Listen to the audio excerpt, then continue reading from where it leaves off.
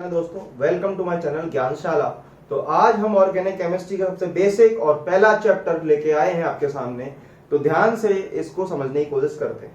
तो पहला चैप्टर जो है वो ऑर्गेनिक केमिस्ट्री का निहायती देसी या फिर बोलूं मैं कि बिल्कुल बेसिक चैप्टर होता है कि भाई ऑर्गेनिक केमिस्ट्री जब मैकेनिज्म की तरफ मूव करेंगे तो उससे पहले आपको ये पता करना जरूरी है कि आपके जो ऑर्गेनिक कंपाउंड या अपन जो ऑर्गेनिक केमिस्ट्री में पढ़ने वाले ऑर्गेनिक कंपाउंड्स हैं वो होते क्या हैं। तो पहले क्या माना जाता था कि ऑर्गेनिक कंपाउंड जो थे वो हम लैब के अंदर नहीं बना सकते, क्योंकि ये मिथ था लोगों के अंदर कि ऑर्गेनिक कंपाउंड जो पहले मिल रहे थे वो सारे के सारे उन चीजों के अंदर मिल रहे थे जो लिविंग थिंग्स थी। जैसे ये अपन इंसान की बॉडी ले लो, आप ह्यूमन बॉडी ले लो, ह्यूमन बॉडी के अंदर मैक्सिमम जेनेट जीन्स वगैरह और बहुत सारी चीजें, डीएनए का आप जो पढ़ते हो, helical structure, double helical structure, वो सारे के सारे जो थे वो कहीं ना कहीं ऑर्गेनिक कंपाउंड से आए हुए थे। पॉलीमर्स, बहुत सारी चीजें जो भी नेचर में पाई जा रही थी वो सारी की सारी ऑर्गेनिक कंपाउंड्स या ऑर्गेनिक का कहीं ना कहीं उसमें रोल था।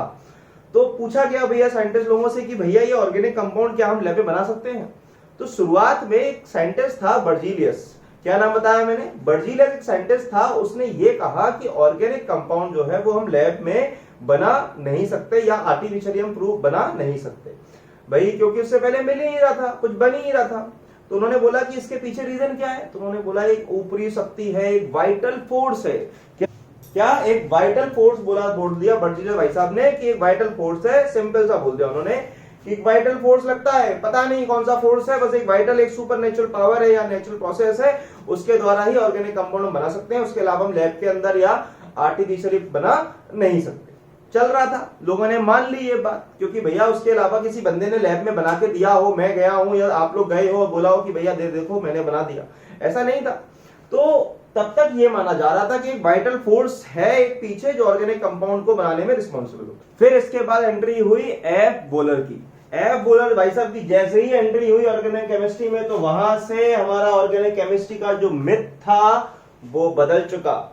एफ बोलर भाई साहब ने क्या किया, वो इनऑर्गेनिक कंपाउंड के साथ लैब के अंदर कुछ छेड़खानी कर रहे थे और उनकी उम्मीद थी कि कहीं ना कहीं एक इनऑर्गेनिक कंपाउंड ही हमको मिलेगा। बट जैसे ही उन्होंने एक इनऑर्गेनिक कंपाउंड की केमिकल रिएक्शन वगैरह कुछ कराई लैब के अंदर, तो फाइनल प्रोडक्ट में जो मिला उसको देख के वो डर गए, सहम गए। भाई कह रहा था वो लैब में एक इनऑर्गेनिक कंपाउंड से एक इनऑर्गेनिक कंपाउंड की तैयारी कर रहे थे, क्योंकि बोलर भाई साहब ने, बर्जीलियस भाई साहब ने यही बोल दिया था बोलर को, या इससे पहले यही चल रहा था कि भैया बर्जीलियस ने बोल दिया कि वाइटल फोर्स ही काम करने वाला, उसके अलावा हम ऑर्गेनिक कंपाउंड्स को नहीं बना पाते।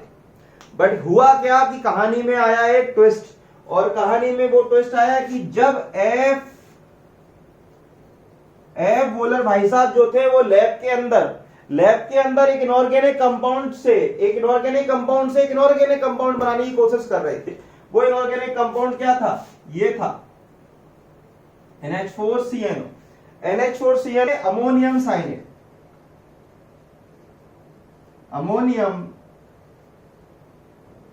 अमोनियम साइनेट होता है भाई लोगों। ये एक इनऑर्गेनिक कंपाउंड है, ये एक इनऑर्गेनिक कंपाउंड है मेरे भाई। क्या है ये, एक इनऑर्गेनिक कंपाउंड है। और इनकी उम्मीद भी यही थी, बोलर यही सोच के बना रहा था कि इस इनऑर्गेनिक कंपाउंड से अगर मैं कुछ रिएक्शन करूंगा, क्योंकि भाई बर्जीलियस ने बोल दिया ना कि वाइटल फोर्स से ही बना सकते हैं, तो ये भी यही सोच के बना रहा था कि यहां पे भी जो प्रोडक्ट मिलेगा, फाइनल प्रोडक्ट, वो भी हमको एक इनऑर्गेनिक कंपाउंड ही मिलेगा, ठीक। बट जब उसको यहां पे एक ऑर्गेनिक कंपाउंड मिला तो वो चौंक गया। वो मिला क्या, ये क्या हुआ, ये मिला मेरे भाई उसको, ये मिल गया उसको एक्सीडेंटली, गलती से उसको अमोनियम साइनेट पे जब उसने रिएक्शन करा करके फाइनल, अभी रिएक्शन कैसे हुई होगी ये वाली बात नहीं कर रहे, अभी सिर्फ ये कर रहे हैं कि ऑर्गेनिक कंपाउंड से वहां पे ये रेवोल्यूशन आया कि उसके बाद हम ऑर्गेनिक कंपाउंड्स को लैब में बनाने लगे। हम लैब में फिर बनाने लगे, हमारा दिमाग जाने लगा, इस मिथ से हम दूर चले गए, इस वाली मिथ से हम दूर चले गए, फिर हम इस पे चले गए कि भैया ऑर्गेनिक कंपाउंड्स को आप लैब के अंदर बना सकते हैं। अब ये बात जब लोगों को पता चल चुकी थी कि अब ऑर्गेनिक कंपाउंड लैब के अंदर बन सकता है, तो फिर लोगों ने अलग अलग केमिकल रिएक्शंस करना शुरू करा और फिर एक के बाद एक नए ऑर्गेनिक कंपाउंड्स अपन को मिलने लगे। तो यही वो साइंटिस्ट था एफ बोलर। ये सवाल आ सकता है आपके पास कि ऐसा कौन सा साइंटिस्ट था जिसने पहली बार ऑर्गेनिक कंपाउंड जो था वो बनाया एक इनऑर्गेनिक कंपाउंड की मदद से। क्लियर? वो साइंटिस्ट कौन था? एब वॉलर। उसके बाद वाइटल फोर्स थ्योरी किसने दी थी? बर्जीलियस बाइसेप ने दी थी। किसने दी थी vital force theory? Berzelius bicep ने। क्लियर? ये दो साइंटिस्ट के नाम आप लोगों को याद रहेंगे कि बर्जीलियस ने दिया था वाइटल फोर्स थ्योरी, एब पोलर बाइसेप ने दिया था एक केमिकल रिएक्शन जिसकी वजह से यूरिया की फॉर्मेशन हो गई थी। ये जो ऑर्गेनिक कंपाउंड होता है वो होता है यूरिया, और जब ये देखा गया तो ये एक ऑर्गेनिक कंपाउंड है मेरे भाई।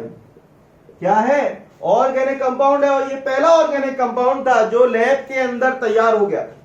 ये पहला ऑर्गेनिक कंपाउंड था जो लैब में बन चुका था, और उसके बाद तो फिर होड़ हो गई, एक के बाद एक के बाद एक के बाद एक नए नए ऑर्गेनिक कंपाउंड लोगों ने बनाना शुरू कर दिया लैब के अंदर। क्लियर है मेरे भाई? तो यहां से ऑर्गेनिक कंपाउंड के अंदर एक रेवोल्यूशन आ गया, खूब सारे नए नए ऑर्गेनिक कंपाउंड्स बनने लगे। अब उनके कॉमन नेम्स, फिर आगे हमने देखा था कार्बनिक कैटिनेशन प्रॉपर्टी आप लोग जानते हैं। तो पहला बेसिक तो ये है कि भैया ऑर्गेनिक कंपाउंड यहां से यूरिया एक ऑर्गेनिक कंपाउंड अपन को मिला और उसको अपन ने लैब के अंदर बना दिया था।